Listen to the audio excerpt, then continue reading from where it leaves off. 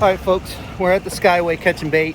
We went to the flats, we got some bait there, caught some pinfish, caught some decent white bait, but wanted to come to the bridge really quick, catch the rest of the bait so we have chum and all that.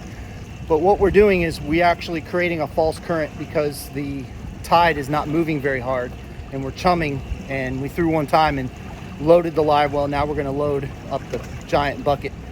But if your anchor can hold you in place, you can create your own false current and get the bait fish right up into the chum where you're throwing the chum into that false current. You getting my good side? I think that was You talking about? Will the live well keep up for this? Yeah. It's cooler water. It wouldn't in the summer.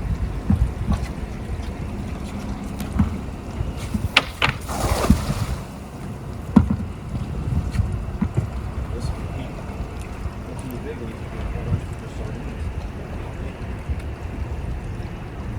You want to eat some of them? No, but if I get hungry later, I might bite a head off and start chewing on it. Here, done.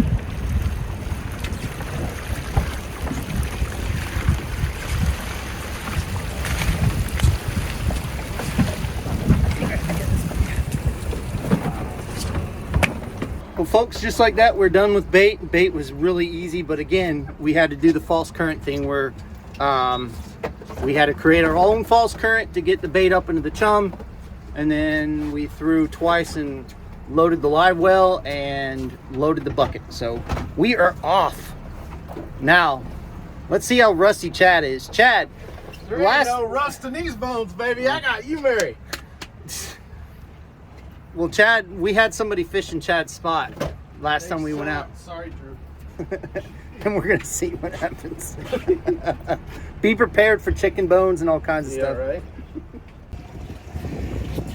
All right, folks, we've been going around quite a bit trying to find the fish. We're catching a ton of lane snapper. So we came back to a spot that we haven't fished since pretty much last year. We limited out on our hogfish, mangrove snapper. We caught big gags. So I finally came over here, and sure enough, we're catching mangrove snapper right now. Tony just lost a fish, of course. So we're gonna continue to see what we can do. We missed the major this morning, but I think the water, we haven't seen any red tide, we haven't seen any dead fish. Our bait fish are swimming around great, so it seems like everything's doing pretty good out here. The water is dirty, but that's to be expected.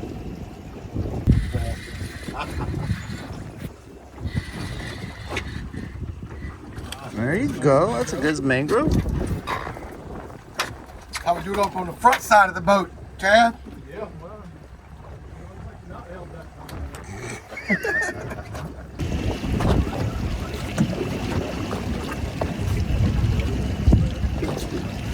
Chad's over there giving instructions.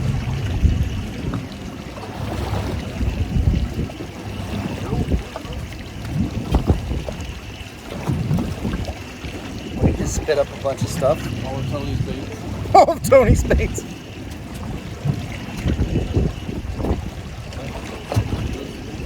Folks, we're sitting in 65 feet of water. So we're about 20 miles out. Tony's on. They're thick. There was, when Chad was talking about how he was hooking the bait, he was telling him, I'm sorry, what was your name again? Lou. God dang it. And he was saying, hook him in the belly. And as soon as he hooked it in the belly, it was like, bam, fish on. Bam, bam. And I caught a sorry little lane snapper.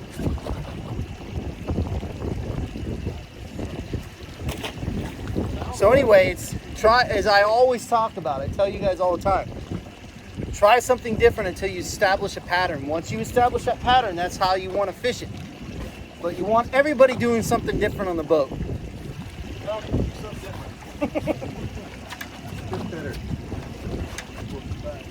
Yeah, that's another thing that Chad's talking about is when these fish mark the bait, a lot of times they won't come back and eat it.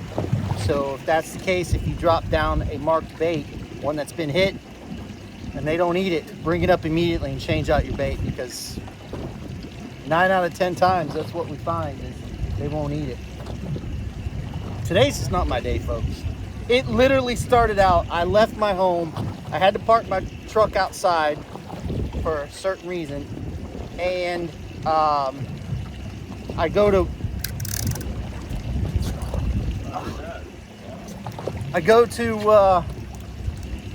put on my windshield wipers to clean off the dew. My windshield wiper goes flying off. And I'm like, please don't let this be this kind of day. Please. Woo, Tony got a good fighter. Tony's got me. Whoa, Can his knot stay? Can his knot lose it, Tony? No, that's just rude, Chad. Tell him. What kind of friend are you? That's a nice one. Look at that, man. Tony! She's got the damn line slopped all over. That's what you get for fishing up front. No, I got a lighter. Tony just showed the boat how it's done, folks. That's a good one, Tony. That's a good one, baby. Tony, what'd you catch that one on? White bait? How was it hooked? In the belly. In the belly. But, so he had it hooked in the belly like we were talking about. So, again, once you figure out how those fish want to eat it, that's how you want to do it. I'm trying something a little bit different right now. The last 2 fish that I hooked were on, well, that I hooked and didn't catch, were on whitebait and hooked in the belly. This one is a pinfish hooked in the belly, and I want to see if these bigger snapper will eat it. It's a 21-inch lane snapper. 21-inch lane snapper. That's still a good snapper. I would take that. Looks like a mangrove. Ooh. Yeah, it's a mangrove.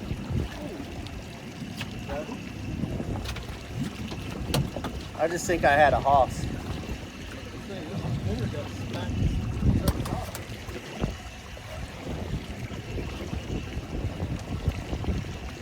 Mangrove bite is on, folks. 65 feet of water. Doubled up on, corgi. Grunt, of course. We have to have somebody catching a grunt. So basically, folks, what we're talking about when we hook a white bait in the belly is right near the pec fins. Right through there. Just like that. I'm using a light jig. I'm trying to get into the bigger snapper. I think I lost one though, honestly, just now on that pinfish. You got one, Chad? No?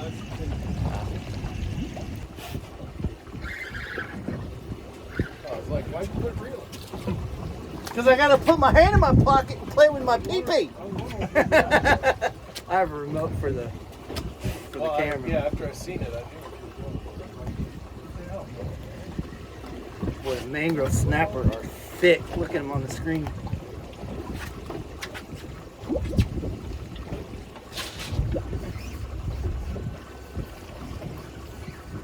Is it bottom?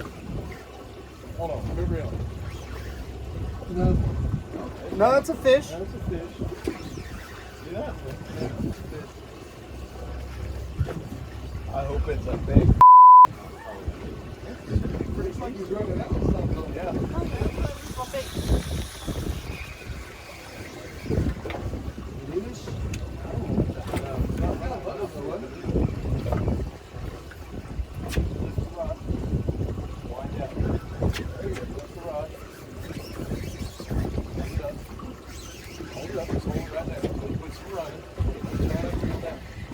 I think that's a big gag. Keep moving. He's gonna get you a rock.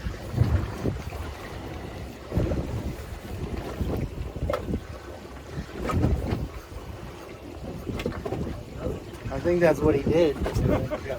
No, he's still running. No? Still running. Are you sure he's not in a rock? He's in a rock. Oh, he's in a rock. Come on, Lou! All that's just twisted. Strawberry. That is. I thought there's no rocks down there. Oh, There there's was a none down here. There was all over there. Down here, they're way over there. Okay, can you switch to his house?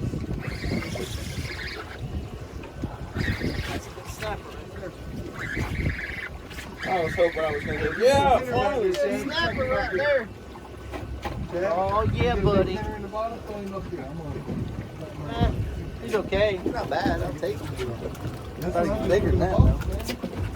I thought he was like Tony's size snapper. Hey, Lou. See that?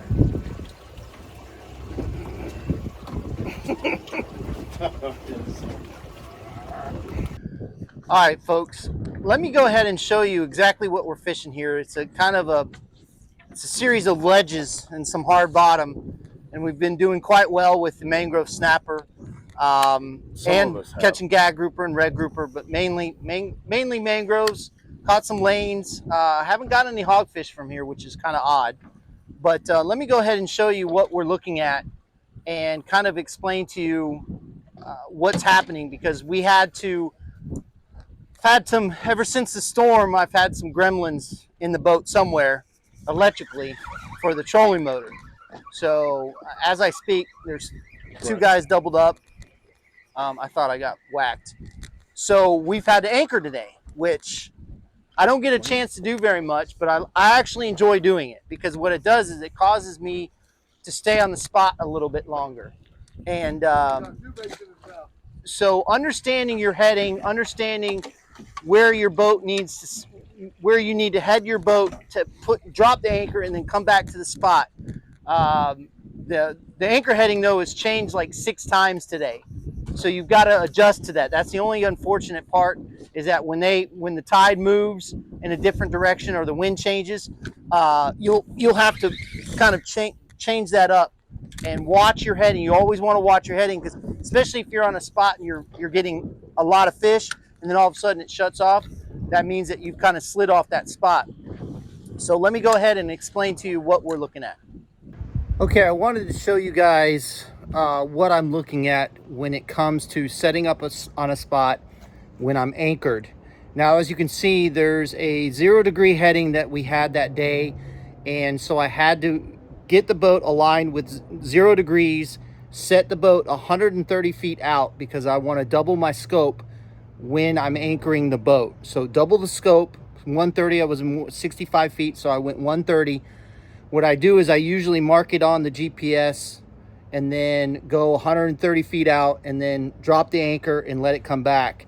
And it works every single time. You have to have an understanding of what your heading is doing.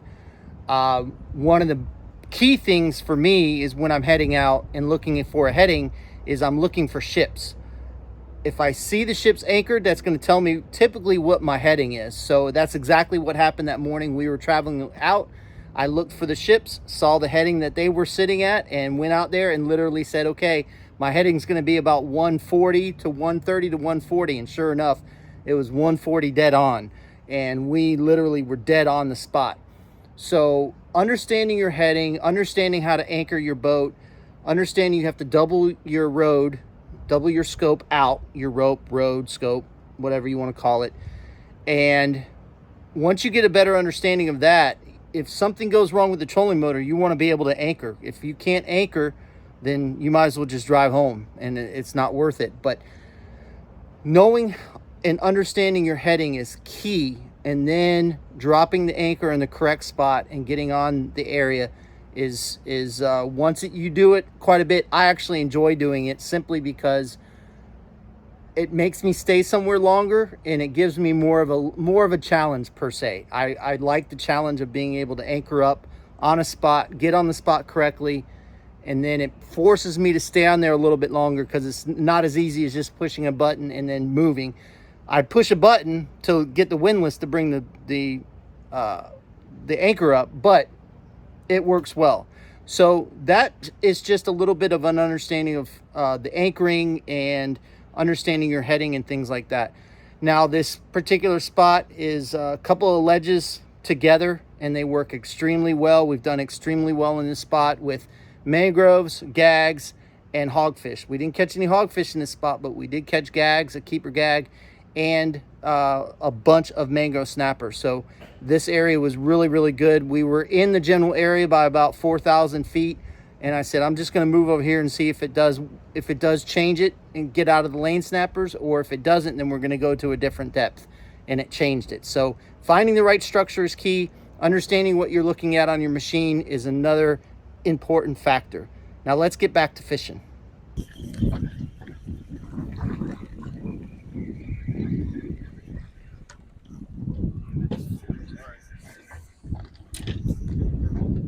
Yep. It's a better mangrove. There you go. You just saying that, or is it really a better one? Oh yeah.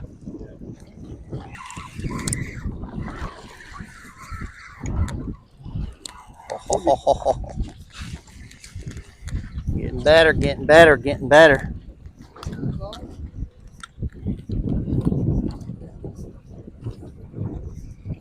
This one's got a growth on the bottom of his chin like Chad. Look at that ugly thing. What the hell was that? I'm busy untying You think knots. I'm supposed to pick up your goddamn fish? Well, if I'm untying knots, Oh. It's me.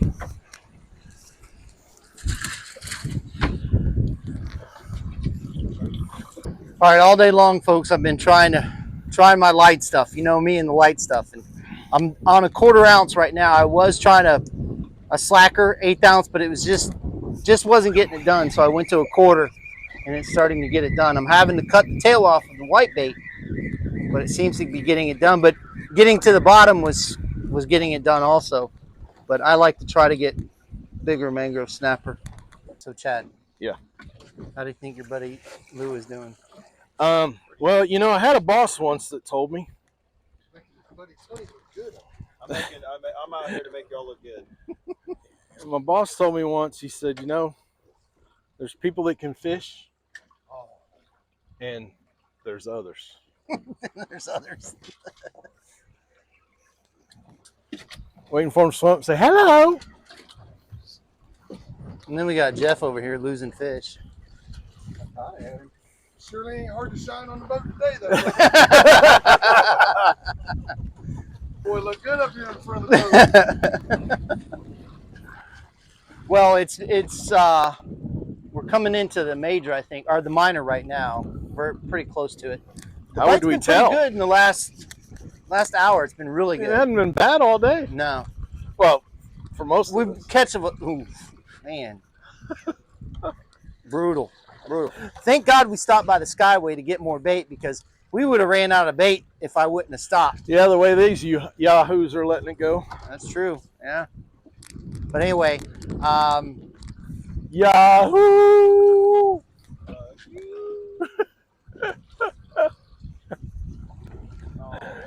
I'm gonna force Chad to eat Vienna sausages. Nope. But it's been a good day.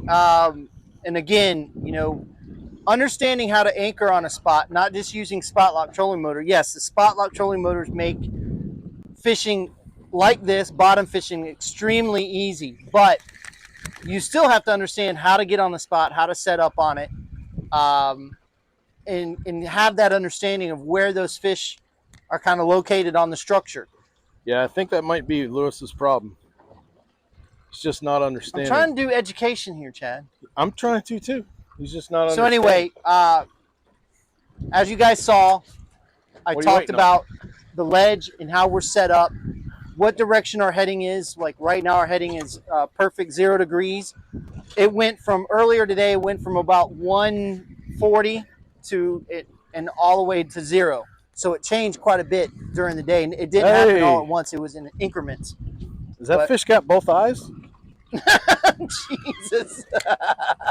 I'm going to leave it at that right there. That was perfect. Started off good, Jeff. Oh, that's a good mangrove. Yep, not bad. Going to the box.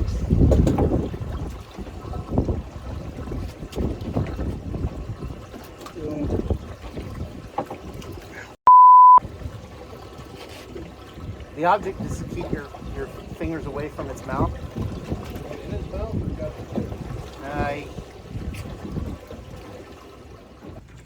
Well, folks, that was a fun day in the water. The mangrove bite was absolutely insane. We caught our 4-man limit. Should have had 5-man limit, but we threw back some fish that were smaller. We don't like to keep smaller ones. So we could have easily had a 5-man limit, but we decided to throw a few away that just were keepers, but we just didn't want to keep that small of a fish. So I hope you guys have a better understanding of how to set up on a spot when you're anchoring, getting your heading, understanding your heading. Use those cheat codes. When you're running out, if you see other boats or if you see the ships, look at how they're positioned, and that's going to tell you, at least for the time being, unless you're going way offshore, that's going to tell you what your heading's going to be. So use those kind of cheat codes when you're heading out, because they will automatically kind of give you a good starting position for your heading. So I just want to say again, thank you to everybody that's watching. We really appreciate it. Thank you to everybody that's supporting us and Tampa Bay Fishing Channel. I just want to also remind you that we do have a sale going on through the website and here at the shop. 20% off. If you go through the website, use the code Hurricane. If you come to the shop, it's automatically tagged on to your order. It's all tackle, jigs, line, hooks, sinkers. All tackles 20% off until the end of this month. So if you need some jigs, need some egg weights, pyramid weights, whatever, hooks, come in and see us. You can't beat the pricing. Again, thank you so much for watching. Fish more, catch more, and we'll see you on the flip side.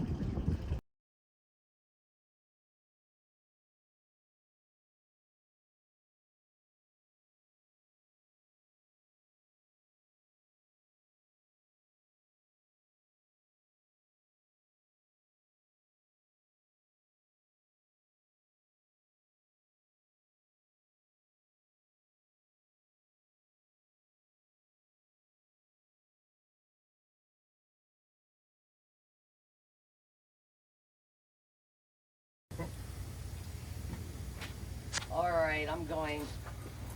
All right. Be here bright and early tomorrow. Thank you, dear. Hopefully there'll be a big day tomorrow.